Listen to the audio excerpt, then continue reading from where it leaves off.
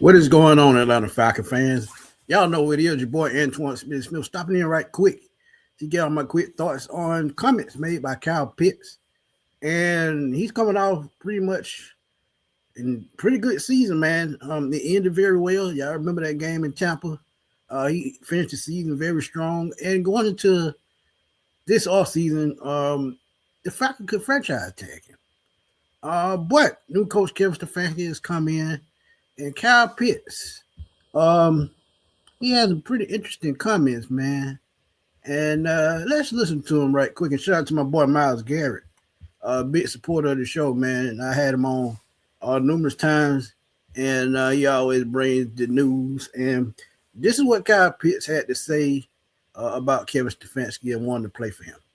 I know your contract's expiring, but if you were back in Atlanta, the head coach would be Kevin Stefanski.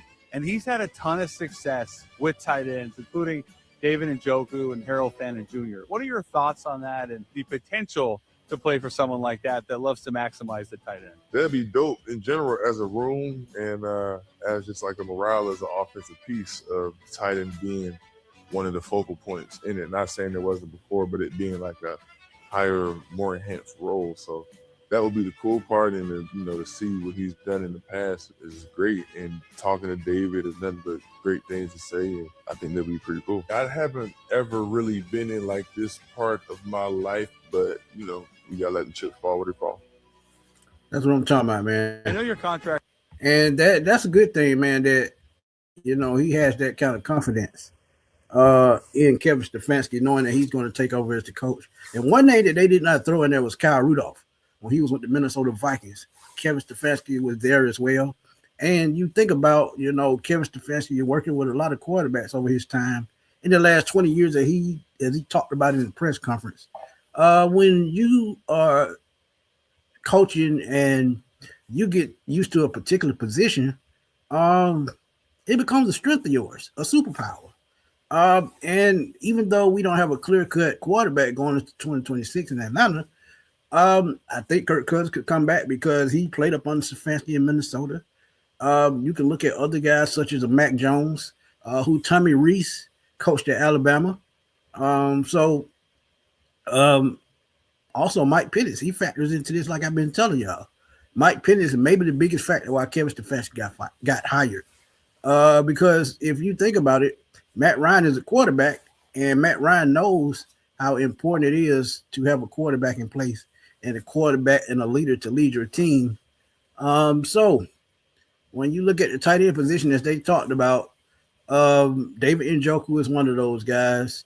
He also had Harrison Bryant at one point, who to me is an underutilized, underrated tight end in the NFL, who was a John Mackey guy in college.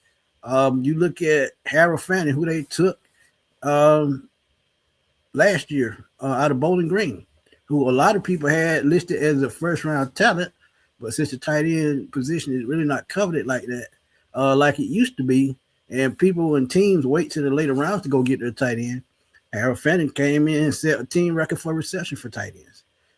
So when you think about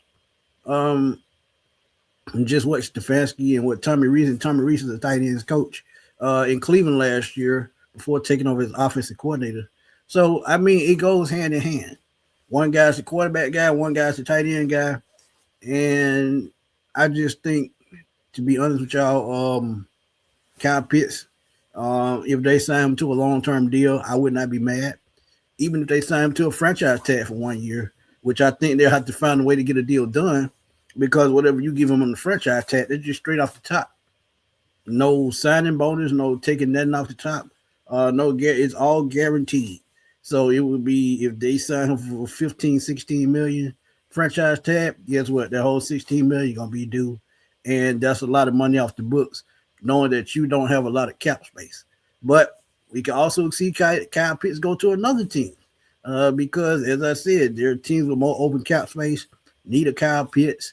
And I think sometimes it's just the luck of the draw, because it's going to be a bidding war. Let's keep it real. So what the Falcons should do is probably franchise tag him, then probably try to work out a deal to get a long-term deal done. And that way they can split the money up. They can front load it. They can back load it. They can do what they need to do. But I still think Kyle Pitts should be a member of the Atlanta Falcons going into 2026, knowing what Kevin Stefanski and Tommy Reese brings to this team offensive wise. With Bijan and Drake and Kyle was a big part of that last year, even though Zach was very inconsistent with his play calling. But Kyle Pitts wants to play on Stefanski. Think it's interesting, and knowing Stefanski and Tommy Reese record with tight ends, or mainly Stefanski record with tight ends, I think it's a good fit. But y'all tell me what y'all think by dropping those comments in the comment box. Let's debate. Let's have fun as always, man. Y'all know how we do it on the Sports Machine. This your boy Antoine Smith signing off. I will holler at y'all soon, man.